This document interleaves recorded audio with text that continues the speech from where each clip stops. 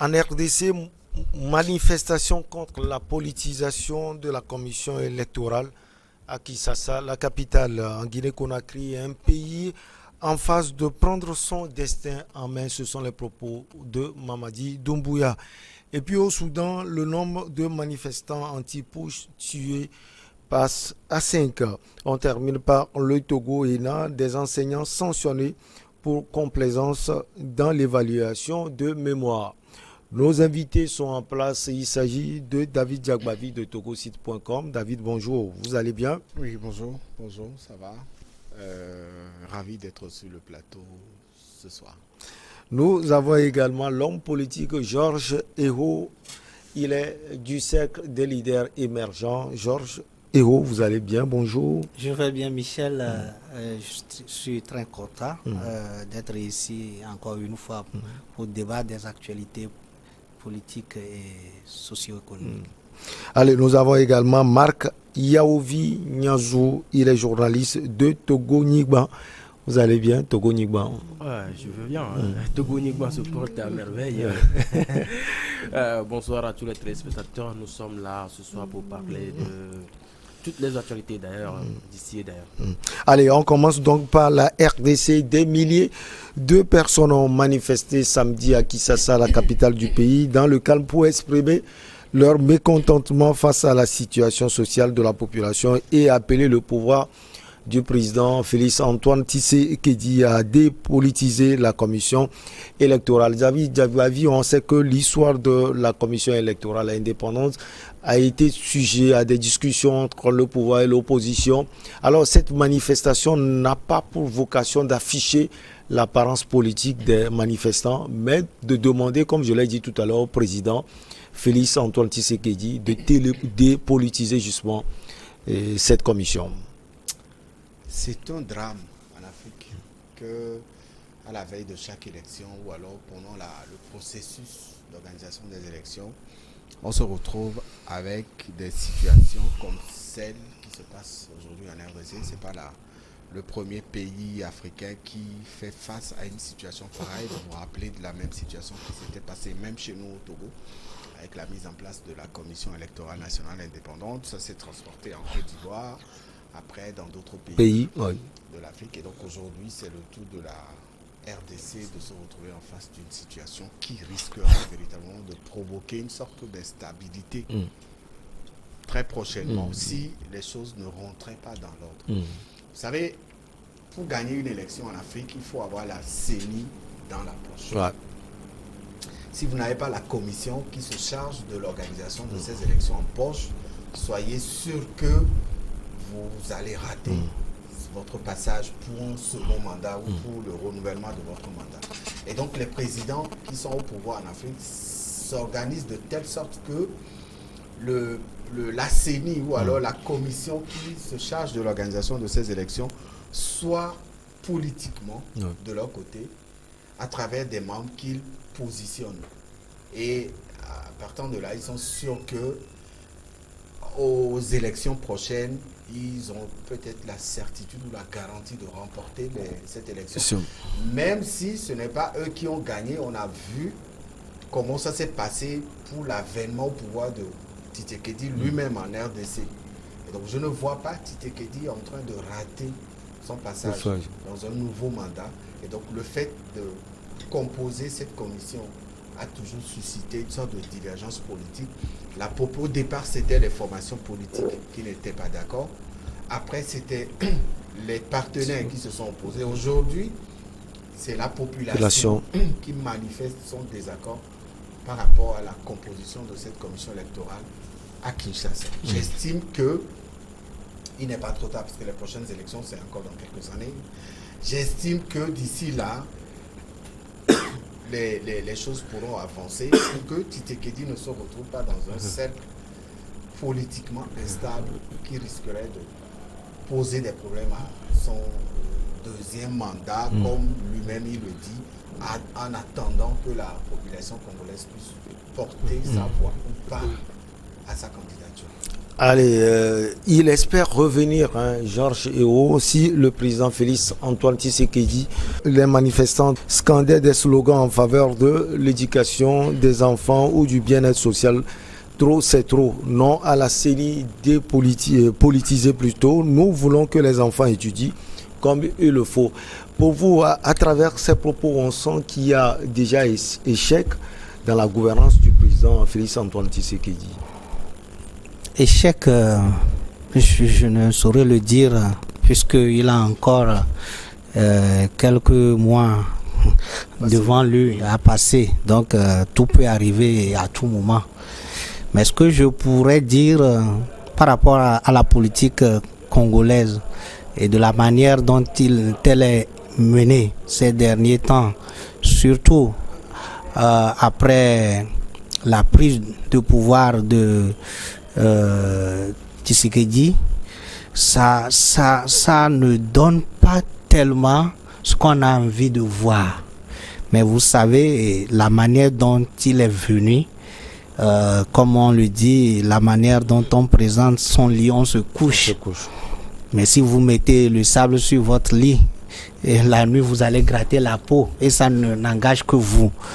Donc vraiment, donc c'est ce qui fait que aujourd'hui le monsieur il est en train d'asseoir sa souveraineté, son règne, mais il n'arrive pas. À chaque moment il y a des goulots d'étranglement, il y a des difficultés énormes parce que les amis avec qui il compose n'ont pas forcément la même vision que lui.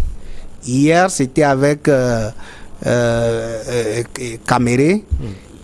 Après, c'est avec qui était son directeur de cabinet. Après, c'est avec les amis Kantumbi, Bemba, etc. Et c'est ce qui se pose.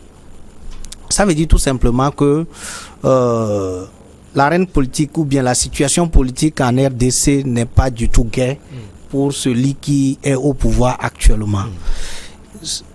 Quand vous voyez que les manifestants scandaient des slogans concernant l'éducation, alors que l'ordre du jour, c'est la CENI, vous voyez tout simplement qu'il y a des mains, il y a des mains qui sont derrière, qui poussent la population à manifester.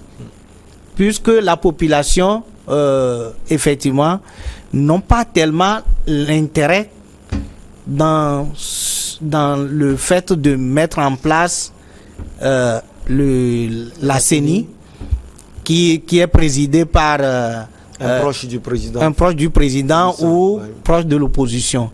La population, son devoir, c'est d'aller voter. Son devoir, c'est de comprendre les politiques de société. Son devoir, c'est de vouloir voir clair aussi. Oui, mais quand même, vous savez, si on parle de la CENI et qu'on parle de l'éducation, on parle de la gestion, ça veut dire tout simplement qu'il y a des mains. Et donc, quand il y a une marche, le problème que Tshisekedi a, c'est que finalement, il risque ou il passe. Parce que c'est deux choses. Puisque les amis ne sont pas contents, on risque d'aller encore dans d'autres alliances. On ne sait pas s'il peut encore trouver.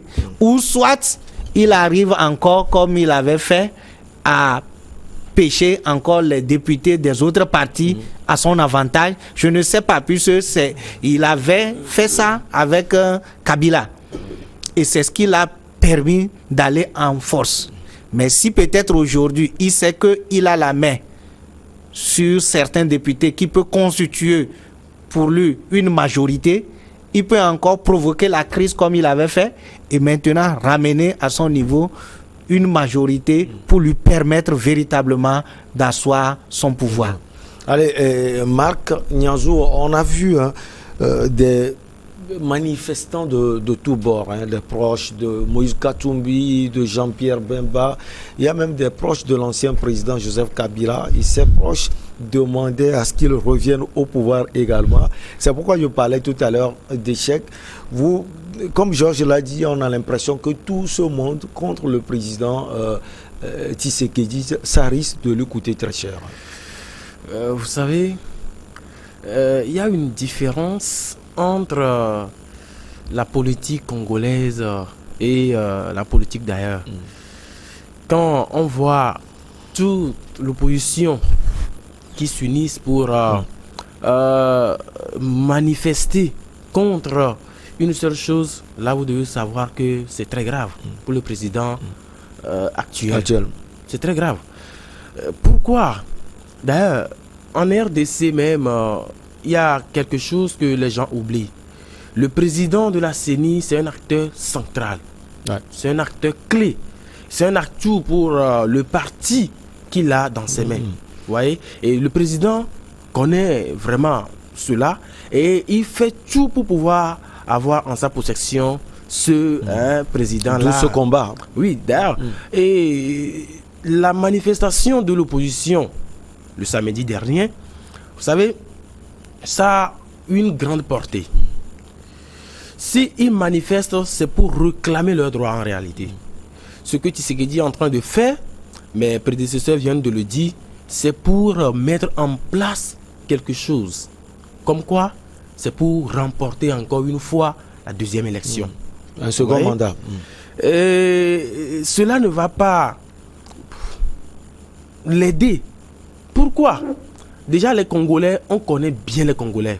Entre-temps, l'Église qui s'est invitée dans des manifestations pas possibles. Actuellement, même l'Église, que ce soit catholique ou protestante, elles sont toujours unies pour pouvoir manifester contre ce qui n'est pas normal.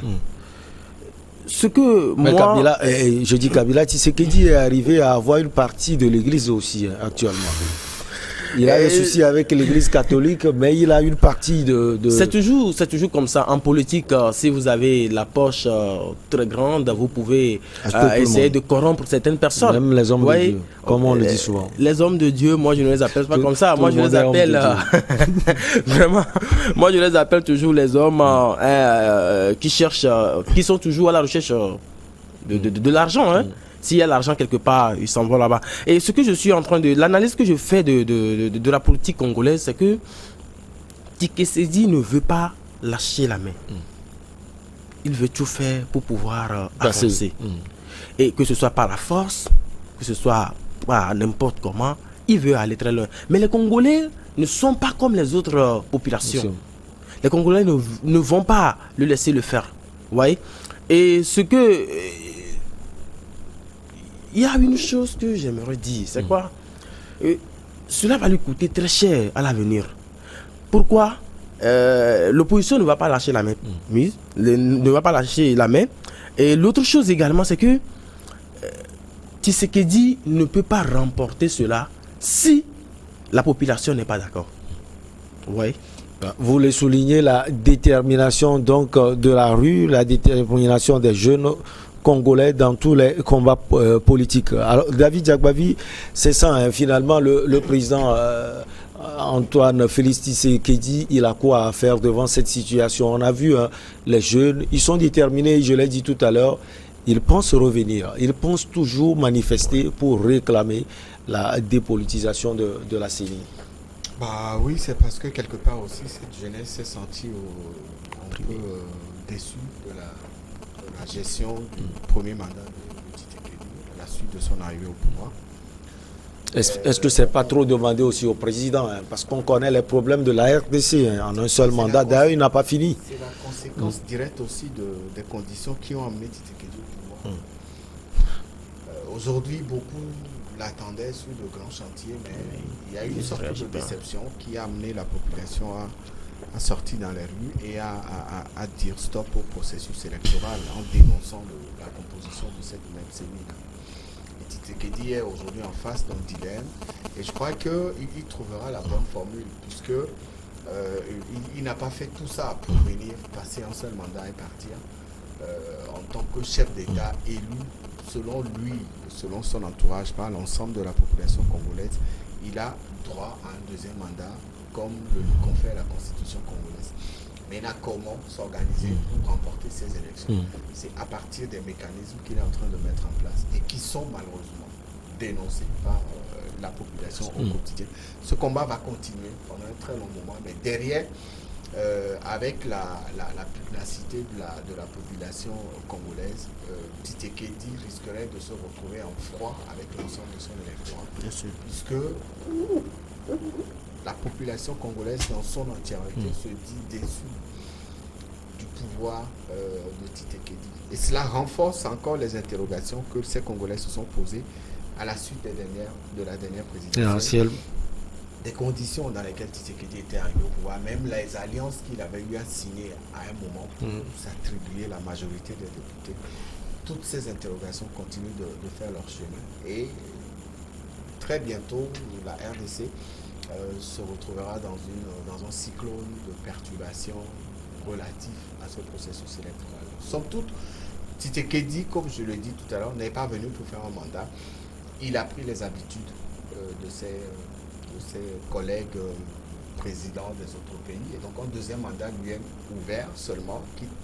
Il est à la recherche des stratégies pour justement faire passer ce deuxième mandat-là, de gré ou de force. Maintenant, est-ce qu'après ce deuxième mandat, la RDC va retrouver la paix, la quiétude, le vivre ensemble de l'ensemble de sa population? C'est toute l'interrogation.